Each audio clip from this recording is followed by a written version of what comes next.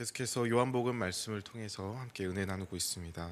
사실 요한복음 이 성경 특징 자체가 이렇게 많은 절을 15분 내로 이렇게 압축해서 포인트를 이렇게 전달하고 전하기가 참 쉽지 않은 말씀인 게 한 절 한 절 갖고 있는 그 힘과 의미가 엄청난 성경이거든요. 그래서 곱씹을수록 참 좋습니다. 그래서 꼭 개인적으로 읽어오시면 좋을 것 같아요. 특히 오늘 본문도 신학적으로 굉장히 중요하지 않습니까? 의미가 큰 부분입니다. 많이 다뤄지는 부분 중에 하나고, 니고데모라는 경건한 자가 밤중에 예수님을 찾으러 오는 이야기가 오늘 본문인데, 그는 성경이 말하길 바리새인이라고 합니다. 그리고 유대인의 지도자라고 설명을 하고 있습니다. 당시 그 유대인들 사이에서도 최고의 의결 기관이 있었습니다. 그게 산헤드린 공회라고 한 70명 정도 이렇게 모여 있는 그런 회원들의 모임이었는데, 그 중에 하나였을 거라 이제 학자들은 이야기를 하는 것이죠. 그래서 굉장히 아는 게 많았을 거고, 또 사회적으로나 정치적으로나 또 종교적으로 굉장히 모범이 되고 뛰어난 자였을 거라는 겁니다. 그런데 그가 예수님께 나온 것이죠. 사실 이 사실만으로도 참 귀하지 않습니까? 이거 자체가 당시에 있던 수많은 바리새인들에 비하면은 굉장히 큰 결단을 한 자였고, 예수님에 대한 관심이 컸던 사람이라 생각을 합니다. 물론 이제 2절에 말하는 것처럼 밤에 왔다라고 해서 이게 이제 그의 영적인 상태다 뭐 이런 해석도 있는데, 글쎄 워낙 이 니고데모 자체도 바쁜 사람이었고 예수님도 워낙 많은 활동을 하셨던 분이기 때문에 한가한 분이 아니셨거든요. 그래서 아마도 그런 사람들의 시선이나 그런 북적거림을 피해서 개인적으로 좀 만남을 갖고 싶어서 이렇게 온 게 아닌가, 조용한 시간에 예수님을 찾아온 게 아닐까 생각이 듭니다. 우선 왔잖아요. 뭐 자신의 그런 안전지대나 어떤 사람들의 그런 시선, 그런 1차적인 그런 것들을 넘어서서 큰 결단을 한 겁니다. 예수님께로 나아온 것이죠. 이것만으로도 이미 다른 여느 예수님을 싫어하셨던 그런 바리새인과 비하면 굉장히 훌륭한 편이 아닐까 싶고, 또 고백을 하죠. 예수님께 랍비어, 당신은 하나님께로부터 온 선생이고 이 표적 또 하나님이 함께 하셨다는 거, 이거 이런 거 하나님의 아들이 아니면 당연히 불가능하다는 걸 압니다 라면서 예수님을 또 인정을 해드리고 있습니다. 결국 이 질문 아니지만 고백 자체가 이러한 묻는 게 아닐까 싶어요. 당신이 정말 메시아 맞죠? 하나님이 보내신 메시아가 맞는 것 같은데, 그게 아니라면 당신이 행하시는 이 모든 일들이 도저히 불가능해 보이는데 메시아가 맞느냐라는 질문인 것입니다. 그래서 이렇게 묻는 니고데모에게 예수님의 대답이 정말 생뚱맞죠. 3절 우리 함께 한번 읽어볼까요? 요한복음 3장 3절입니다. 예수께서 대답하여 이르시되 진실로 진실로 내게 이르노니 사람이 거듭나지 아니하면 하나님의 나라를 볼 수 없느니라.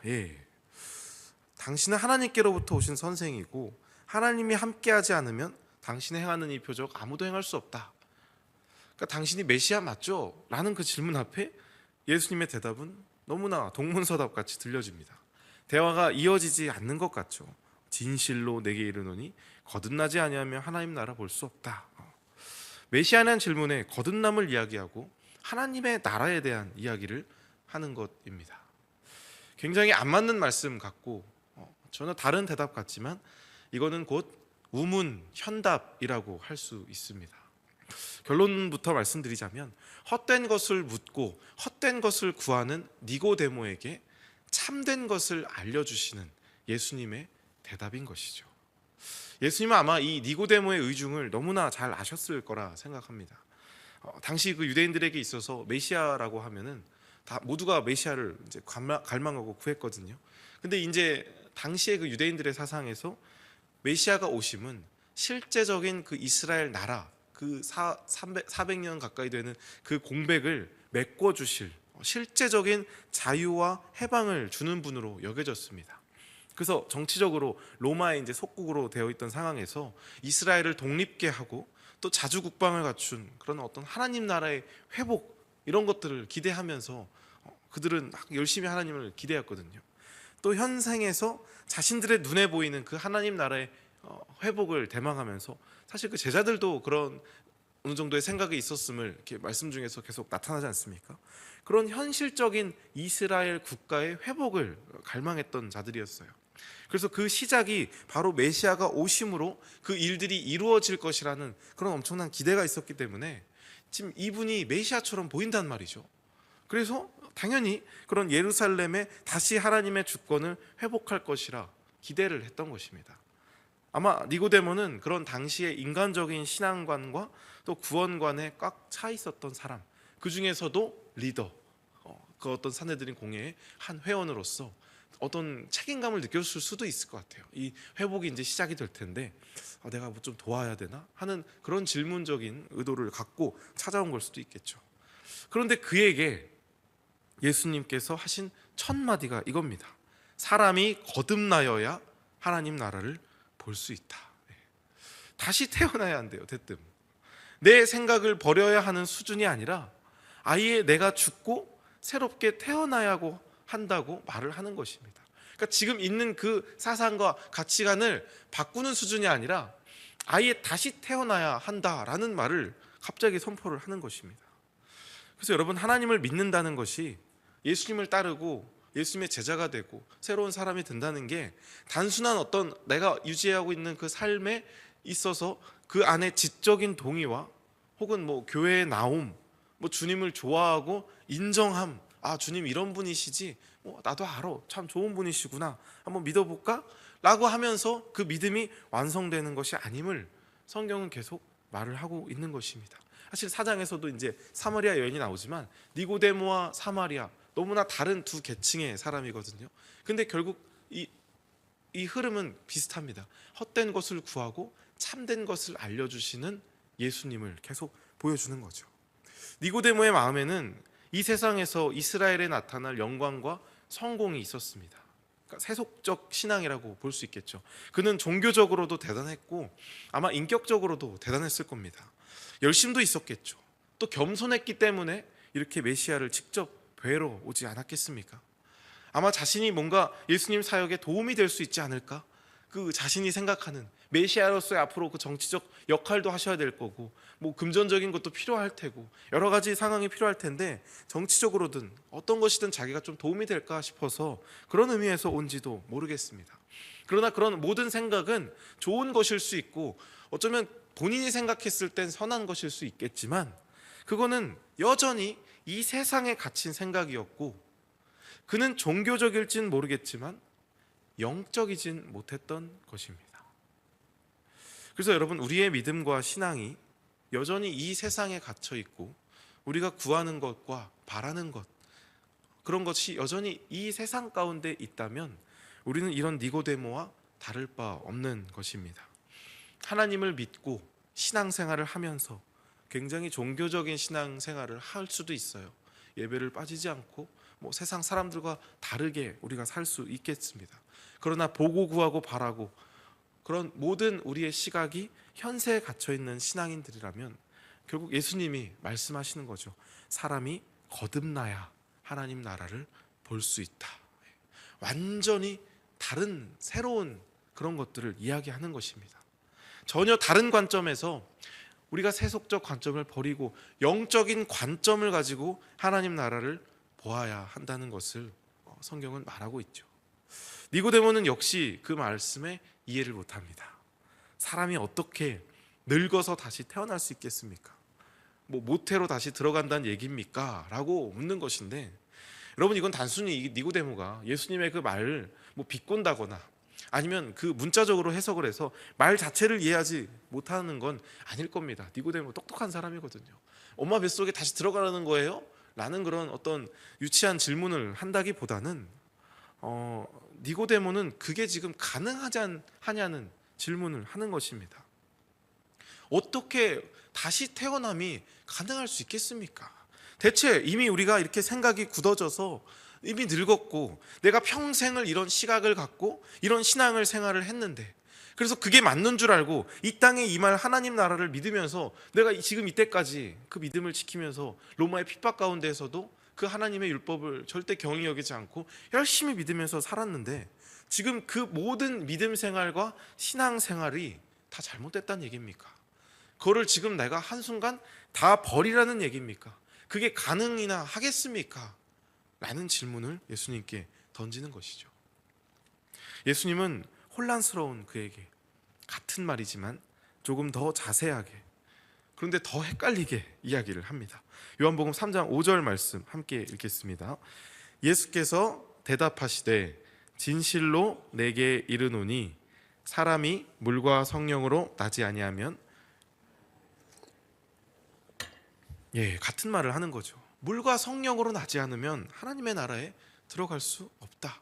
또다시 거듭남을 이야기하는 것입니다. 대체 어떻게 다시 새롭게 태어나 거듭날 수 있겠습니까? 라고 이해하지 못하는 니고데모에게 또다시 물과 성령으로 나지 않으면 하나님의 나라에 갈 수 없다. 들어갈 수 없다. 이번엔 물과 성령이 추가가 됐습니다. 그리고 쭉 그것이 어떤 것인지 이제 9절까지 설명을 하는 거예요.